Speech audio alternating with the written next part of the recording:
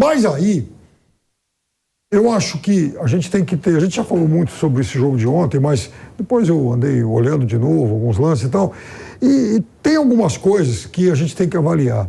Os dois jogos, nos dois jogos, a Croácia ela tem um certo domínio de posse de bola nos 30 primeiros minutos. Então, por conta disso, esses jogos se parecem, mas eles, na verdade, são muito diferentes.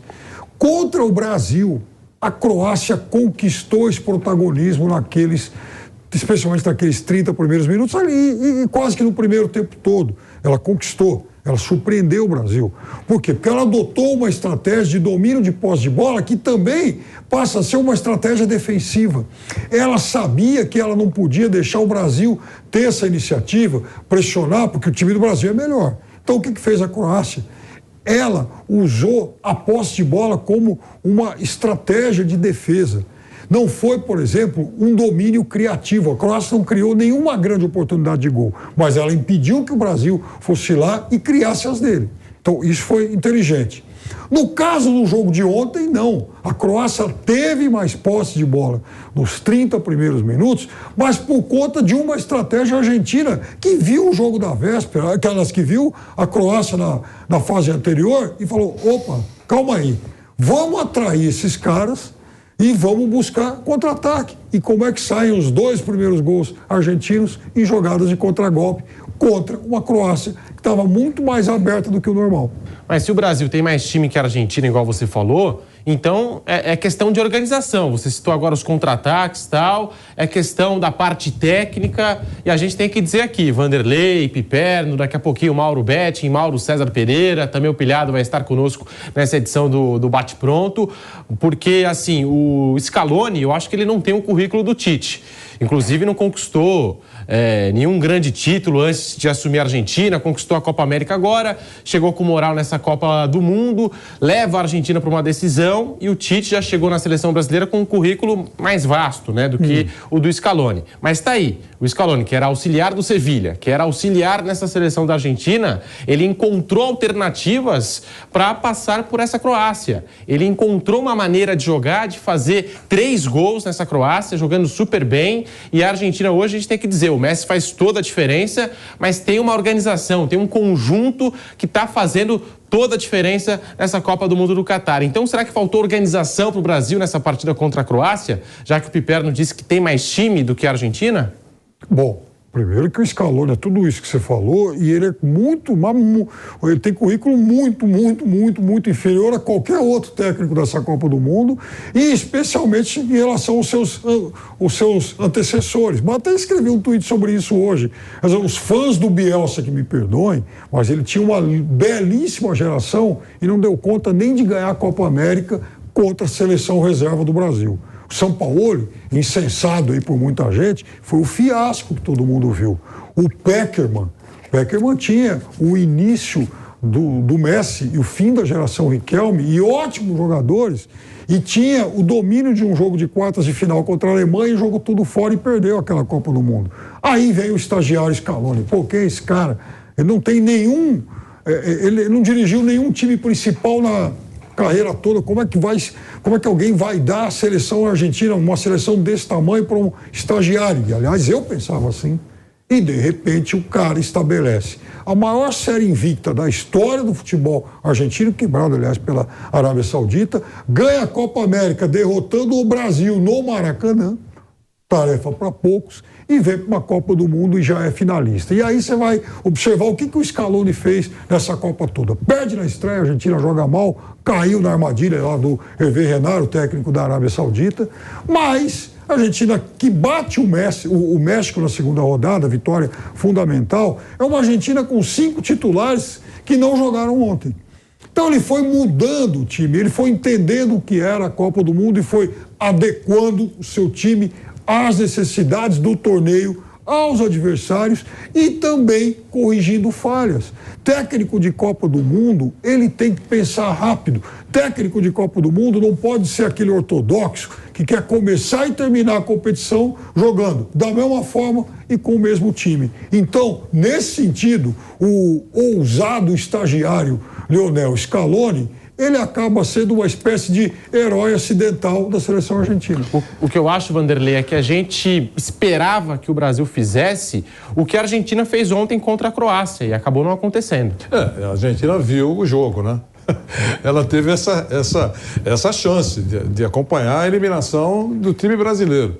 Né? Mas o Brasil também viu a Croácia passar sufoco contra o Japão. Perfeito, mas com relação à Argentina, a Argentina viu o jogo da seleção brasileira e aí eles puderam avaliar o que foi feito de certo, pouca coisa, né? E o que foi feito de errado, então não vamos cair fazer a mesma coisa. Tudo isso a gente sabe. Da mesma maneira o técnico do Marrocos, né? Chegou aí de surpresa, faz 100 dias que ele apareceu e se transformou no Scaloni, guardadas as devidas proporções. Tá certo?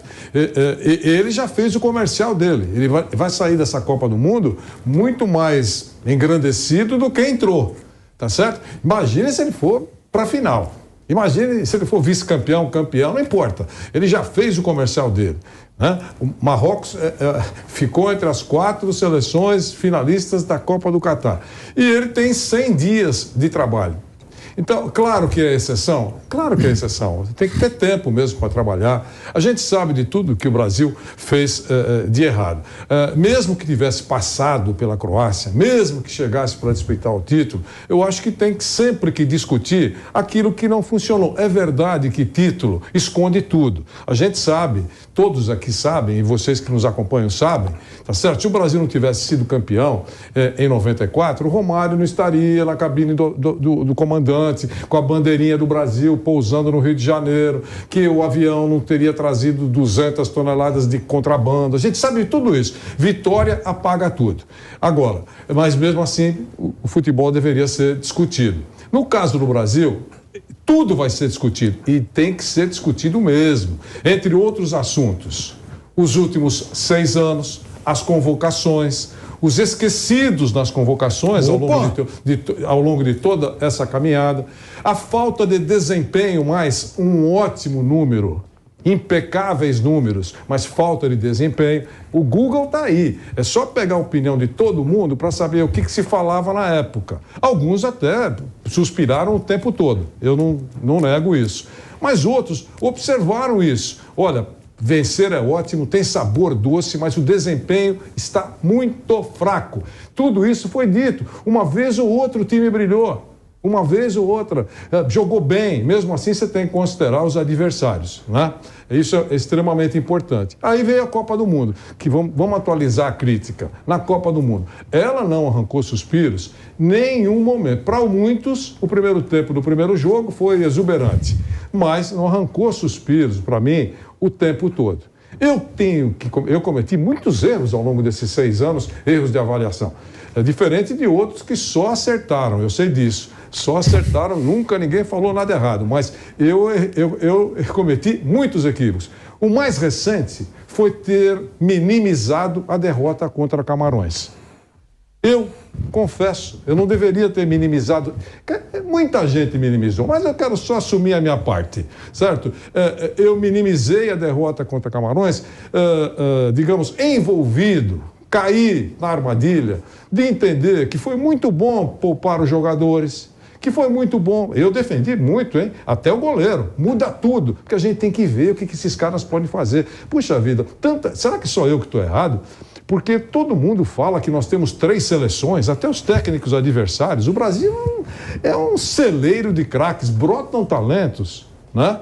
Então, puxa vida, os reservas imediatos da seleção brasileira passarão com muita facilidade pela seleção de Camarões. E eu embarquei nisso. Aí, quando perdeu, eu levei em conta, poxa, mas os titulares descansaram, o importante é que nós estamos na próxima fase e agora a coisa vai. Eu não deveria ter feito isso. Eu errei, porque lá foi um alerta, que a coisa não é assim. O técnico não é o Guardiola em forma. Cometeu inúmeros erros, trocou 6 por meia dúzia, o repertório não mudou durante o jogo. Tudo isso a gente sabe. Mas e os jogadores brasileiros? O Piperno acabou de dar agora a relação dos times onde eles atuam. Não precisa ser nenhum PhD em análise para entender. Quem joga por exemplo, no Real Madrid, mesmo ficando no banco do Real Madrid, é mais importante do que titular absoluto do Nogueirópolis da Bélgica, por exemplo. É assim ou não é? Então, esses caras em campo, mesmo que o técnico seja uma anta, e eu acho que não é, nesse nível, né? Esses caras têm que resolver o jogo. Eles estão enfrentando o Camarões, estão enfrentando a Croácia, eles têm que resolver o jogo. Eles decepcionaram. No pacote de decepções, não sobra ninguém. Agora, se quiserem colocar nesse pacote com uma fita toda dourada só a cabeça do Tite, tudo bem, cada um põe no pacote o que quiser. Eu coloco todos lá. O Tite, todos lá. Não sobra ninguém. Só o pessoal da operação da seleção. Massagista, fisioterapeuta, eles não têm como pedir nada. Mas todos os participantes, jogadores, uns mais, outros menos, inclusive a nossa principal estrela, todos eles decepcionaram muito, cara. Isso não pode deixar de ser falado. É isso. Concordo. Eu acho que os jogadores, eles têm a sua parcela de culpa, de responsabilidade, mas também a gente não pode isentar totalmente o Tite. Mas não foi feito isso aqui. Dessa eliminação do Brasil. Porque cometeu erros e a gente está falando aqui. Até o Vanderlei citou o jogo contra Camarões. Eu acho que ter colocado o terceiro goleiro contra a Coreia do Sul, o jogo já estando 4-0, mas ainda assim, oitavas de final de Copa do Mundo. Né? A convocação do Daniel Alves, insistiu nessa convocação. E aí, Piperno? Eu concordo com quase tudo que o Vanderlei falou, com parte do que você disse. Mas quanto a colocar o terceiro goleiro no finalzinho do jogo contra a Coreia do Sul, aquela coisa de broderagem, mas esse negócio de família de um, família do outro que se instala em seleção brasileira, eu acho isso uma desgraça.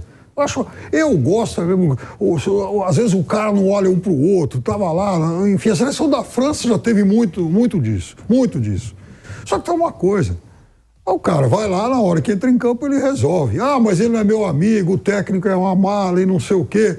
Sabe, esse negócio de confinar todo mundo em família disso, família porcaria daquilo e tal. A gente está fazendo as famílias, a gente está aí decretando a proliferação das famílias da bola, mas em compensação deixa de lado, passa a ser quase que secundário montar um grande time de futebol e um time de gente que tenha cada um assumindo a sua responsabilidade. Aí eu vou nisso que o Vanderlei disse, está correto, quer dizer, o técnico errou.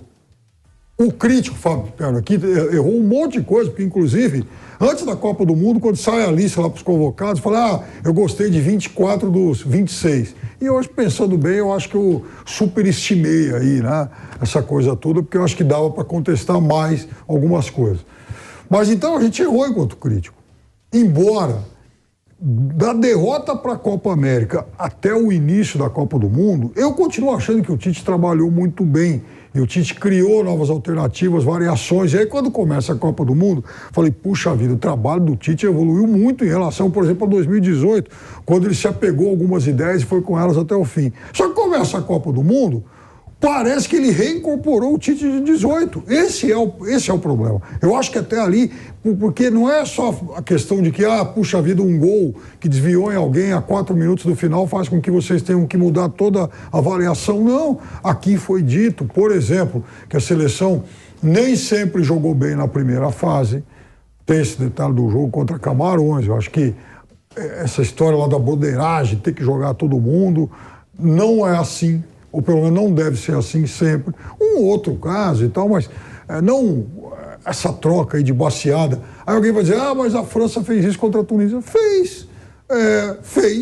Conseguiu depois voltar a jogar bem, mas essa não deve ser uma regra, não é porque serviu para um que tenha que ser regra para todo mundo. Como a história de não jogar contra time europeu, veja, tem gente que acha que isso é fatal para a seleção brasileira, mas a Argentina está na final. A Argentina também não saiu jogando contra seleções europeias. Agora, o importante numa equipe de trabalho, numa comissão técnica, é você ter pessoas antenadas e de alto nível. Por exemplo, a Croácia tem 3 auxiliares técnicos que jogaram bola até outro dia, sendo que 2 estavam na Copa de 18 e um pouquinho mais velho é o Olic. Aí eu fico pensando, puxa vida, como foi boa aquela ideia do Tite, que chegou a cogitar levar um Felipe Luiz, esses caras. Aí, isso. Agora, de repente não leva ninguém e leva um monte de gente que, com todo respeito, está desatualizado. Quer dizer, o cara que vai no México observar o Daniel Alves e convoca o cara. O cara que fez isso tem que ser o primeiro a ser demitido. Que observação foram fazer no México? Que porcaria viram lá do Daniel Alves a ponto de dar o aval para a convocação dele. Aí o cara chega lá para passear, para ser o animador do pagode, porque ele só entra no dia lá que, né, joga o time reserva e depois no jogo que já foi resolvido no primeiro tempo. Então, esse tipo de erro sim que tem que ser cobrado, porque esse tipo de erro mostra que a broderagem, né, aquela coisa do amigão, do paizão e tal, né, me parece que em alguns momentos sobrepôs a questão de fazer mexidas estruturais, como fez a Argentina, que, como eu já disse, já mudou meio time em relação ao que começou, como fez, por exemplo, o Deschamps na última Copa e fez agora. E aqui tem muito sabichão no Brasil que teima em dizer que, mas puxa, enfim, o Deschamps é uma porcaria de técnico, deu sorte porque tem uma geração boa. Ora, na época de fazer mudanças estruturais no time, ele pode ser uma porcaria de técnico na hora de jogar amistoso ou de jogar a Liga das Nações, quando ele vai testar soluções. Agora, quando ele chega na Copa do Mundo, o conservador que não sabe nada, escala 4 jogadores com vocação ofensiva no seu time e adapta um deles, o Griezmann, para ser meia. É pouco isso? Eu acho que não.